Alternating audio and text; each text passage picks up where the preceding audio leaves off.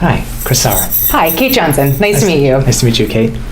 Chris, please tell me a little bit about yourself. Well, I'm currently finishing my Master's of Education program at Lake Erie College and working on transitioning from a Northeastern Ohioaner to being a member of the Jacksonville area community. Why the move? Well, my wife's job is moving down south, and I'm coming along with her.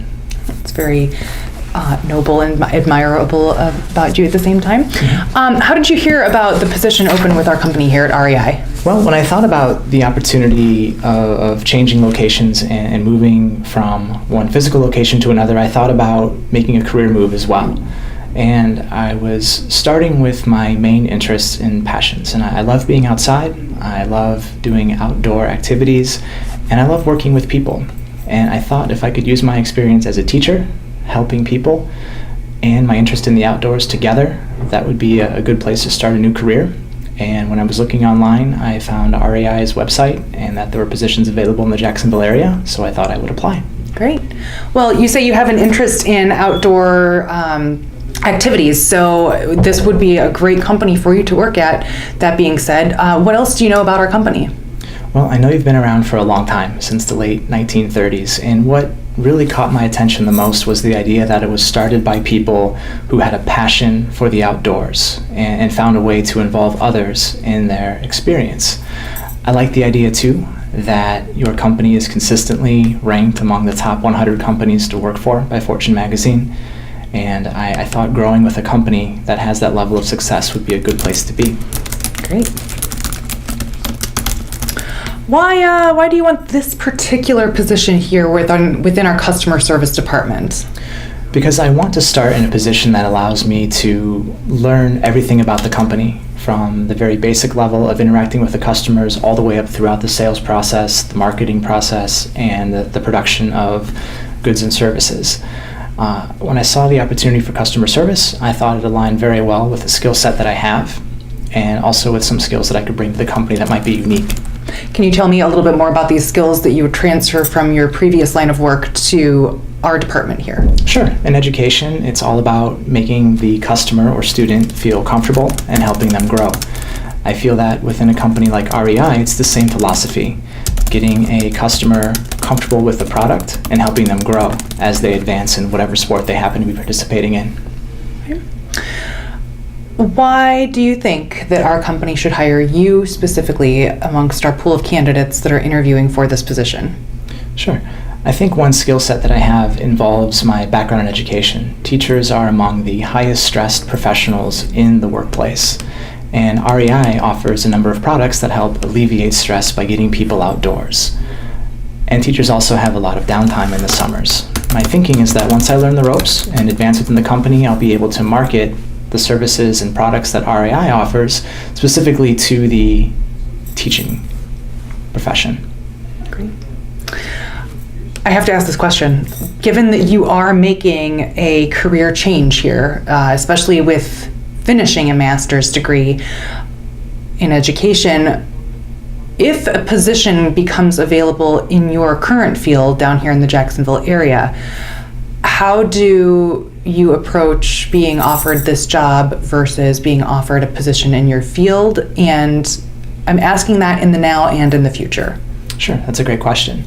I'm not pursuing further educational opportunities within that profession. I feel like this customer service opportunity, the chance to work in a field that I enjoy as much as teaching, is a place that I could grow into long term. Great. So what I get out of teaching is working with people and helping people become a little bit better than they were when I first met them. And that skill translates very well into REI's mission. And so I don't anticipate leaving a successful career for something I've already done. I feel like this is a natural confluence of my two interests. Great. Chris, what would you identify as your greatest professional strengths? Well, I think patience is probably my greatest strength. That translates across the careers. Being able to listen to a student or customer's difficulty and help them overcome that difficulty with patience and compassion is my greatest strength. Would you consider any weaknesses that you have to be detrimental to the job? I think there's a risk when it comes to compassion. I think people can misinterpret compassion as being easy or willing to roll over, when it's important to understand that compassion is something that is earned and it's interactive. And I feel like if I establish clear boundaries with customers, clients, students, they understand that I am understanding, I am patient, I am kind, yet I'm also going to hold the people I interact with to a high standard. To date, what would you say is your greatest professional achievement? Personally, becoming a teacher, earning a master's degree, those have all been wonderful experiences for me. But the greatest achievement would have to be working with young people and helping them get a little bit better at communicating with the world around them. Chris, can you tell me about a challenge or a conflict that you've faced in the workplace and how you would deal with it? Sure. Within the education profession, there are challenges every day. You're dealing with hundreds of different personalities and interests and levels of enthusiasm. So being able to engage students with content in an enriching way is part of overcoming a conflict or difficulty. I think building professional relationships is another way to deal with conflicts, understanding where people come from. Prior to teaching, I was involved with a photography company, photographing events like weddings and bar mitzvahs and very, very important events in people's lives. And a lot of times conflicts would arise. So again, just like in teaching, overcoming those conflicts with patience and listening to the client or customer's needs is very important. Now, you are interviewing for a position that is not an entry-level position, and there is the possibility that those in our company that were overlooked for this position may have some animosity regarding the new hire for this position. So how do you approach this potential challenge here at the workplace?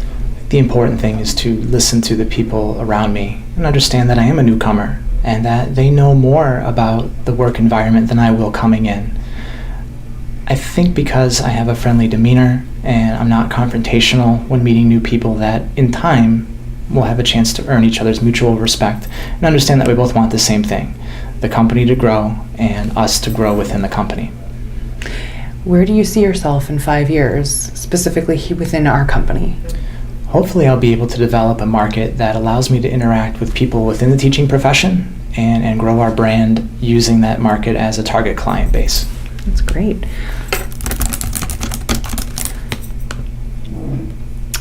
Are you interviewing currently with any other companies? And if so, what interests you about those particular companies as well?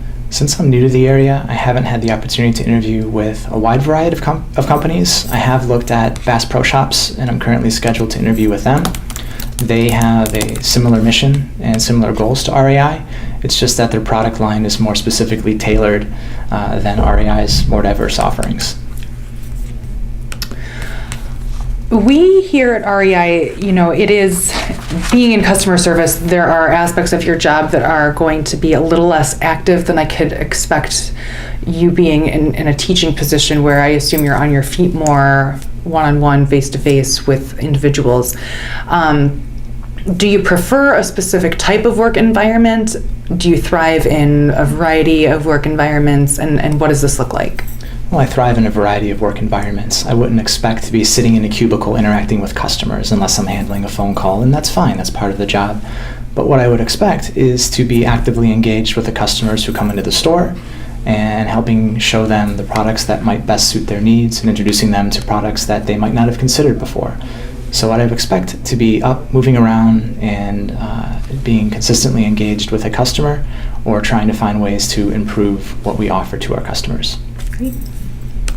Can you describe a time for me ever that you may have disagreed on a decision that was made for you and staff members at work, and how did you deal with this? Sure. Within the field of education, there are new initiatives being rolled out all the time. And sometimes those initiatives get mandated. You have to teach this way, this many times a week. And when something like that happens, I think it's important to go back to what you know about your profession or your skill set and be able to provide research that supports why you do what you do. And I think when faced with a difficulty, again, it's important to do what the boss says, and it's important to also advocate for what might be best for the customer or student.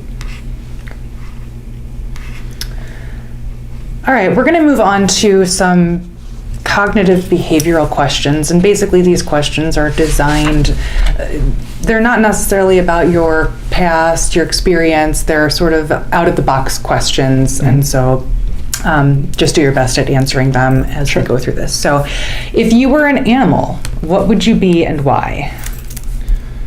That's a tough question. I think considering the traits of my dog, if I had to be an animal, I would certainly want to be a domesticated dog. They just have that ability to love unconditionally. They're intensely loyal, and they just provide so many benefits to people. And that's something I like to do in my life as a human too. Great. The next question, how many tennis balls can you fit into a limousine? Tennis balls in a limousine. Well, I guess to effectively answer that question, I would need some help. I would need to know what type of limousine, because if we're talking about a stretch SUV, that's a much larger volume than a smaller limousine. Are we talking 2-door, 4-door? I also don't know what's in the limousine already. Are there people in there, or is it empty?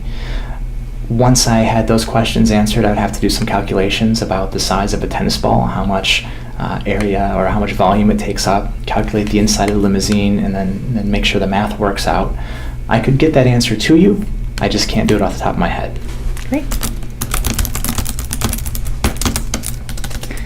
Let me ask this final question. Do you have any questions for us?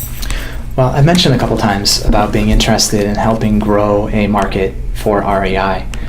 I'm just curious, as a new employee or someone starting out on the lower level, how open is upper management to hearing the ideas of an employee?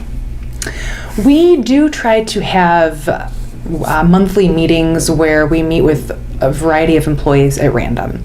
So these aren't things that are necessarily scheduled regularly. They're very semi-annual. They're very informal. We do like to hear our employees' opinions about our products especially, and about marketing.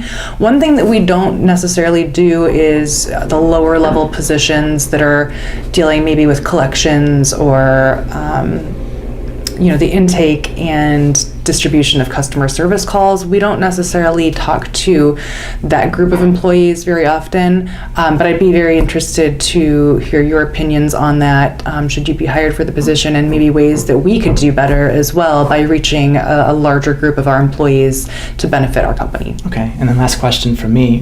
What, from your perspective, is the best part about working for REI? I think the work atmosphere with our company is very welcoming, and even in my position and somewhat upper management, those that I work for that are above me, we're very good to our employees. And I think because of the treatment of our employees, we retain employment. It's very easy for us to get things done because people want to do their jobs. I have worked myself in positions where I've worked underneath people who were more tyrannical in nature, and it's very difficult to want to do more and go above and beyond what you need to do in those situations. So I believe that that's the number one benefit of working in our particular company, is the atmosphere itself. Great. Thank you so much for your time, Kate. I appreciate it. Thank you so much. Take care.